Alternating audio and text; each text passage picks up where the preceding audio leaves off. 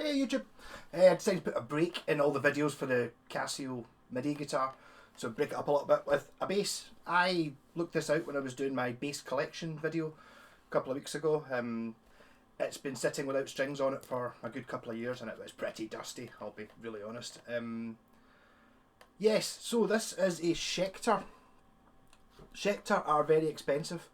This is not Schecter as in Schecter Diamond series, which mere mortals can have. This is 80s, I think about 1984 perhaps, and it's made by Chandler Guitars down in London, I assume, down in England somewhere anyway. You can tell by the serial number.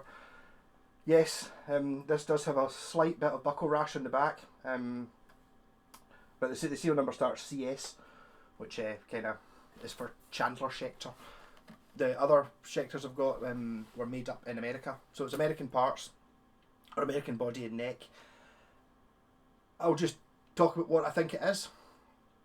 Obviously, it didn't come with real python skin on the front of it. That was this was one of the things that when I bought the real python skin off eBay, I put it on this guitar. I was after a guitar that had binding on it, so I basically just glued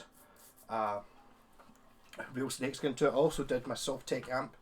The front of it's not glued on there, so it comes off. This is glued on. This guitar was very beat up. You can tell by looking around the edges and stuff. Just, you can imagine how knackered the top was. I seem to remember it having a big groove here. But it was so many chips in it, you couldn't really see. I mean, obviously it used to be burgundy, like the headstock shows. But I mean, it really is incredibly well used. So starting at the top, tuners, I've just had them off and I gave them a bit of clean, which is surprising actually if you look at how dirty they still look.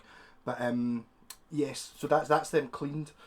I don't know what kind they are, because these were made up, as I said, by the guitar shop. Doesn't necessarily mean it's Schecter, all Schecter parts. They don't say Schecter on them, and they turn the wrong way, which the only other bass I've ever come across that does that is my EBO, my 1968 EBO, where what you would normally turn it up, you'd normally turn it anti-clockwise to tighten the string, and this one you turn it anti-clockwise to loosen the string, which is every time you go, oh, it just needs a wee bit of adjustment, you go, oh, wrong way, and then have to turn it back again.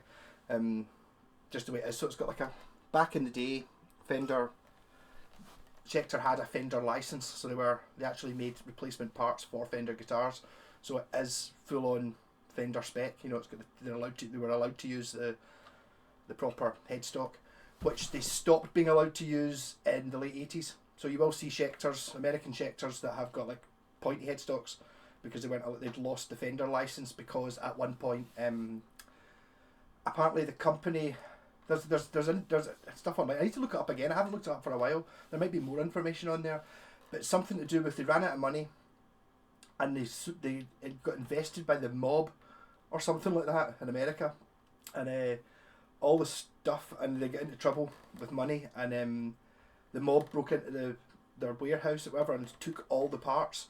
So after 1986 or something like that, a lot of the Schecters you get are all Schecter parts, but they were basically not. They were built by Schecter and then they were in the storeroom, and then assembled by the mob and sold off. So you get an awful lot of sort of really crazy ones. I'm not sure if these are a run. So much so, I think that might be this bass on top of the pops. The guy's name is Graham McGregor from Perth. Apparently the band's Fiction Factory. It feels like heaven. I think I've never seen another one like this. Obviously this one never used to have the snakeskin on it, it was burgundy. But everything else on that bass looks exactly like this, and seeing as it's the only other one I've ever seen, and if he's from Perth, it is feasible that he sold it to Victor Morris in Glasgow, or however it ended up in Glasgow. So I think this could be that very bass. If you are Graham McGregor, then hello, and do you still have your bass? And if not, do you still did you sell it to Victor Morris? One of the reasons, which is kind of only makes it, this is me. This is actually not a particularly low down bass the way it's set up just now. I've just put the strap on. I can't find the actual strap for it. But if you look at this ridiculous groove here, the belt buckle, right? Well, that's right down past my balls. So basically, if you had a belt button and you assume your belt button's going to be there, this bass would have to be here, which is quite high for playing the bass, like the guy in the video. And if you imagine, if you've got it up this high, I can see how your belt buckle would cut a groove in that position. Normally I would expect that, I'd expect the buckle rash to be more here, not here. This, at some point in its past, when I bought it for very little. It didn't work though. I got it, and whoever it was had it, I reckon, had been in a rockabilly band.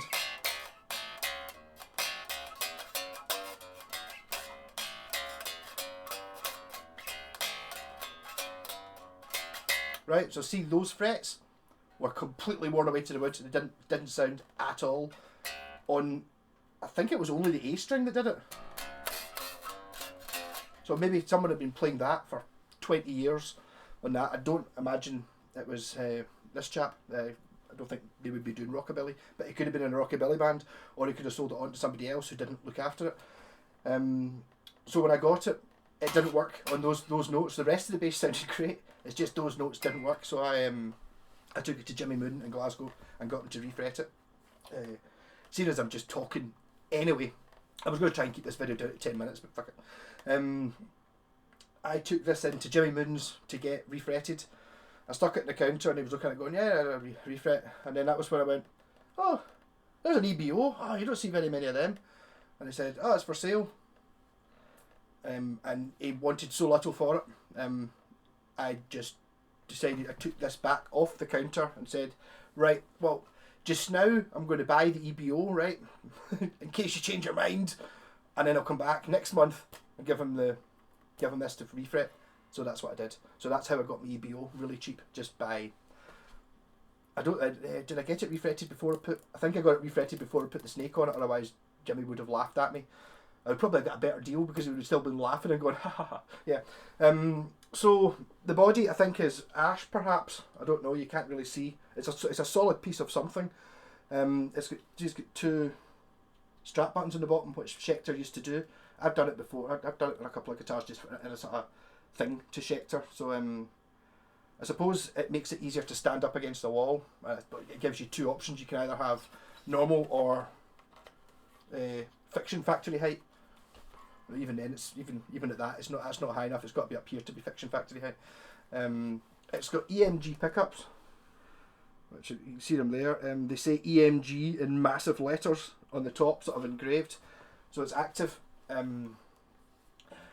don't think I've actually ever seen these pickups either. I'd imagine 1984. The reason I'm saying 1984 is because Top of the Pops there is 1984, and I think what possibly happened back in the day when you had a hit single and you're going on Top of the Pops, you get like a record company advance and you go, oh, I'm going to go buy new guitars and new stuff, and he's gone and bought this bass or one so similar to it. It could be, it might not be the same one. That might be completely. I've never seen another one the same. I've never even seen one, even to be honest, remotely close to it. I don't think there were very many kicking about.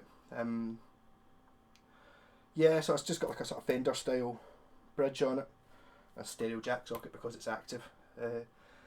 It's got an ebony fingerboard, I think, and it's got wooden fret markers, which I don't think I've ever seen before. It's very nice. It's also a little bit worn. It's got more of a jazz bass type neck profile than a P bass, because I've got a Schecter P bass as well, which is not really that similar to this really in any way, apart from it's a P bass. So this one never had a scratch plate or anything like that. You know, it was just I don't know what you call it, a Fender Aerodyne kind of looks a bit like. I have seen the guy Jeffrey from Caravan has a Schecter Strat that he bought in Chandler's because I asked him about it, which is a similar sort of looking thing without Snakeskin. You know, it's like a Strat, but it doesn't have a scratch plate, which was one of the. It's a Schecter-y thing back then. I know you get it now, but back in the early 80s, that was a very modern take on a guitar. It's also got metal fret markers on the edge of the fretboard. Yeah, so. And if you want to look up more about Schecters, you'll notice that you'll find that there's a bit on Pete Townsend, because he used to use Schecter tellies. Mark Knopfler famously had one, a Schecter Strat, and if you watch Live Aid, there are about 30 Schecters that were the in thing in 1985 for Live Aid. So many of the bands had Schecter guitars. It's ridiculous. It's just that they had this problem with money and the mafia and stuff, so they kind of died away. Even though they did still make American custom shop guitars. I remember nearly buying one 25 years ago, maybe 20 years ago. I don't think I played the guitar for 25, because it matched my bass. And I actually went into it. Was in what used to be called Sound Control, is now called Kenny's Music in Glasgow, and this thing was something like £1,500. And then it was, because I remember seeing it going, it just looks just like my Schecter P bass. It was the same colour. It didn't have the Fender headstock, and it had a white scratch plate instead of the anodized. But apart from that, it was a Schecter Strat, and it was the right colour. And the price kept going down, and it was like I think it went down to something like £400 from it was 1,500, and then 1,200, and then 800, and then 600, and then it went to 400. And I remember seeing it, and then scraping money together to go in, and I think I was going to try and lowball. I wanted to have the cash so I could try and lowball, see if I could get it for like 300 or something like that. And I went into Kenny's Music, whatever day it was. I think it was maybe after uni or something like that. Walked in, and it was on the counter. Someone was buying it, and it was just So I was not meant to get that Schecter Strat. There was a while when I thought I really wish I had just stumped up the money and just bought it earlier. But anyway, so that's a bit of a by the by. So I shall turn it on. Play some tunes in. There's not really that much I can do on a bass. I'm not. I have also noticed that the active, because it's active, I put it into the active input on my Marshall amp there, and the active input doesn't work. So I now know that the active input doesn't work. So I'm just going into the normal input. I'm not really 100% sure exactly what it does. I think it's just like a pad, so it doesn't distort the same way or something. I'll turn this amp up at the. I can put drums on.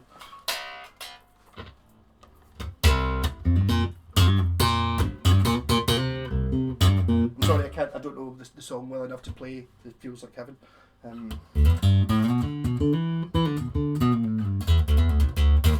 It's certainly very punchy.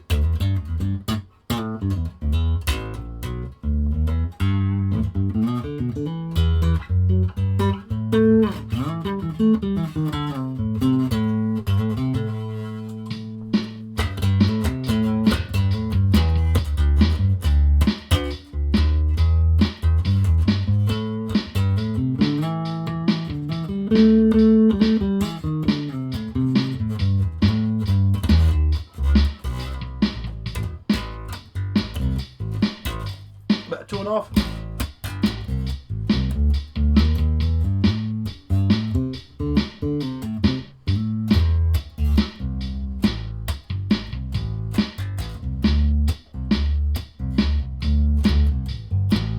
All the tone off.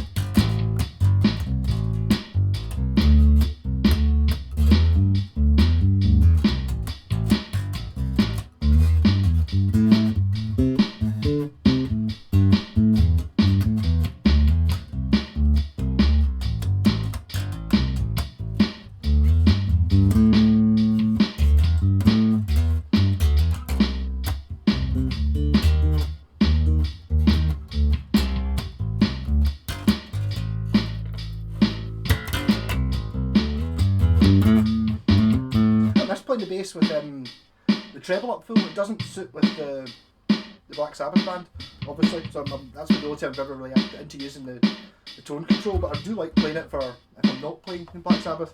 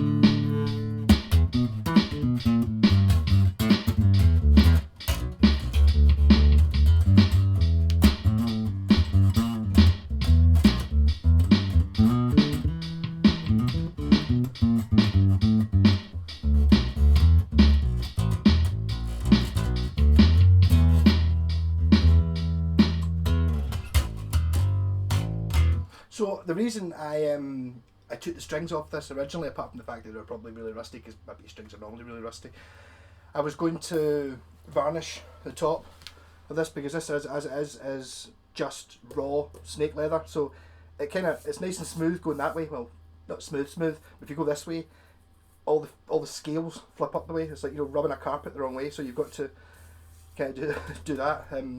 I don't think it's made any difference to the sound.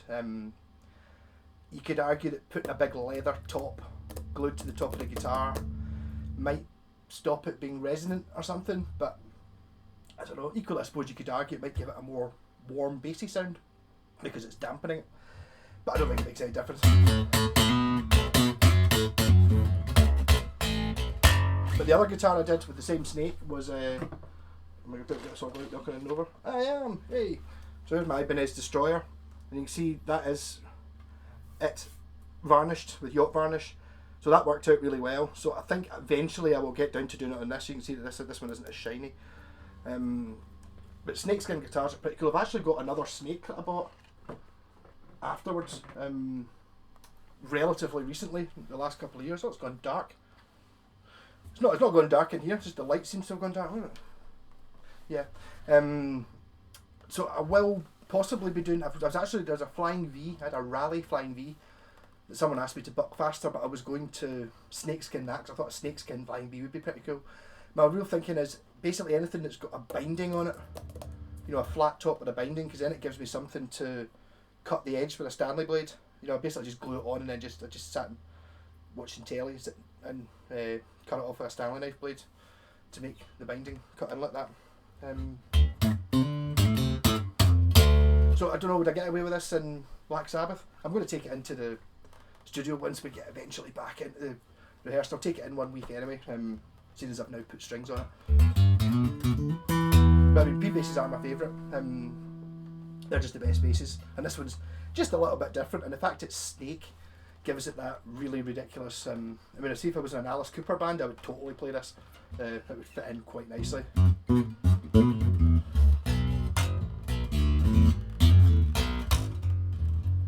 But I really can't fault the way it plays. I mean, it plays lovely. It's all nitro cellulose finished on it as well, because most of the guitars I've got are all poly. I think it's only the Schecters I've got that are nitro, which I was told before is very expensive. But the problem with nitro is it does make it chip a little bit, and as you can see, this has been chipped a fair amount. I still can't get over it. Look at the groove where the belt buckle goes.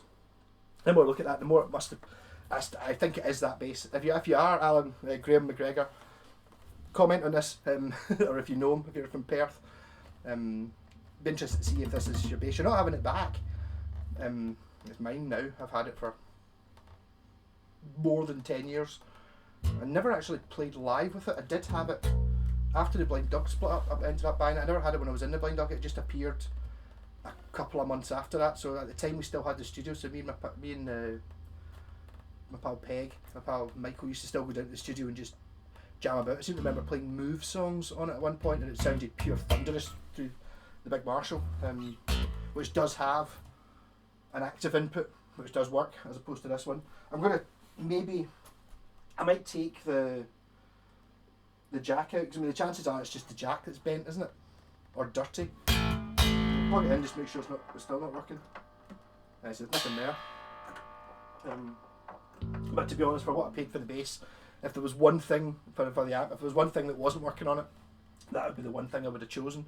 Everything else, you know, you need the gain and the blend and the bass and the treble, all that stuff, but you don't really need an active input, because I don't have any active basses apart from the two Schecters, which, as I said, I've never actually used in Sabbath yet.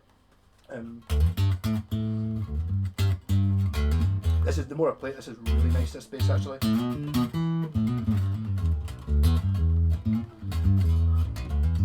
So if this wasn't totally knackered and someone hadn't stuck snakeskin on it, I think price wise you'd be up a couple of grand, sort of thing.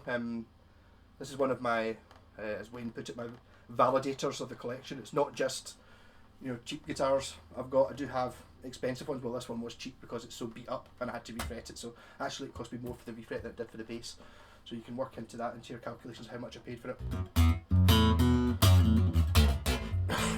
That's also why, even though P basses are my favourite, you'll see it, I've sold a few Bucky basses and I've sold a few fix them up. I don't keep P basses because I've got this one and I've got the other Schecter one, and it's like, if you've got the best of the best P bass, there's not really much point in having another one the same. I can normally justify it with guitars, you know, if you've got like, I've got that Schecter Strat as well, but I've got the MIDI it's got MIDI in it, that one doesn't, so that's totally justified having that. Or I've got one that's maybe got 3 single coils, that's got 2 humbuckers, so I can justify it that way. Whereas a P bass for me really just needs to have the P bass pickup. I have had a few that have had the jazz bass pickup in it as well, but I mean, not for what I play, I don't need it. I just need the P bass pickup, and the fact that it's active, it doesn't seem to make a huge difference, to be honest. It's maybe a little bit louder, maybe a little bit pokier.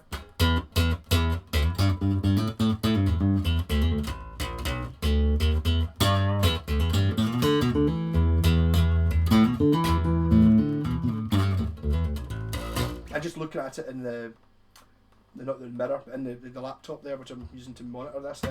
It does look pretty fucking good, doesn't it, man? So not for sale, ever, I don't think. Schecter P bass from 1984, I reckon, because that's when it hit that. When that chap had it on Top of the Pops, I think. If anyone else has got one of these, so this obviously just had a maroon top on it, no scratch plate, and everything else is original. Give me a shout, just to because maybe they did, maybe they made hundreds of them. I don't think so though. I would have seen one, because I went through a stage of looking for Schecters for ages, trying to find a Schecter Strat, and it's so rare to find ones that look even remotely similar to each other, never mind exactly the same model, because they were made up out of bits, so they wouldn't make two exactly the same. I don't think. Maybe they did. So, rock on. I got a thing through from YouTube saying congratulations, open up a community. So I might be doing a video later on tonight if I can work out what a community video is. Apparently it says say goodbye to your questions section or something, so I don't really know what an eBay community is. But now I'm monetized and I'm already up to, like, I think I'm nearly at £1. Like, I've earned from eBay by putting these stupid adverts on, which hopefully this video doesn't have the advert at the start. I don't know, I suppose you probably get more money for having the advert at the start, but I find them annoying, so I've hopefully just got it so it's just got a banner there, which shouldn't be that annoying.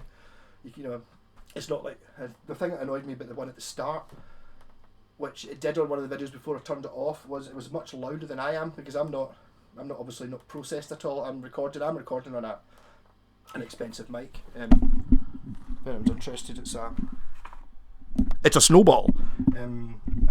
I was looking to get a mic because I couldn't, on the one I was just using before, I was just using the one that was on my webcam, and it couldn't handle the bass. Whenever you did it, the only way I could ever record bass was to turn the volume right down. Otherwise it just farted. So hopefully that one works, and I chose that one because it reminded me of, I can't remember what the ship's called in 2001, you know, the one with HAL in it. There's a bit where it's got that and it shows you, there's like a wee pod that comes out, they go into a wee pod so they can talk without the computer seeing them, and it totally looks like that, so that was why I chose that mic. If anyone's interested in the technical aspects of what goes on here. But I don't do any processing. My thinking there is, what you hear here is what it would get if you were standing there. So it's like, the amps are not mic'd up, I'm not mic'd up, I'm just talking into the amp and I'm just playing, so it's like if you were in the room, which for me, if you're listening to it on big speakers, not so much on a laptop, but on headphones or a decent stereo, it sounds like it does in here.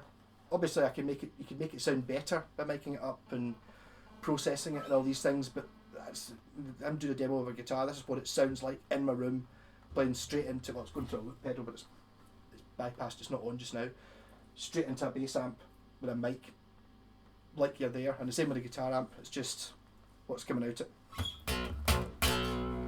Rock and roll, everybody!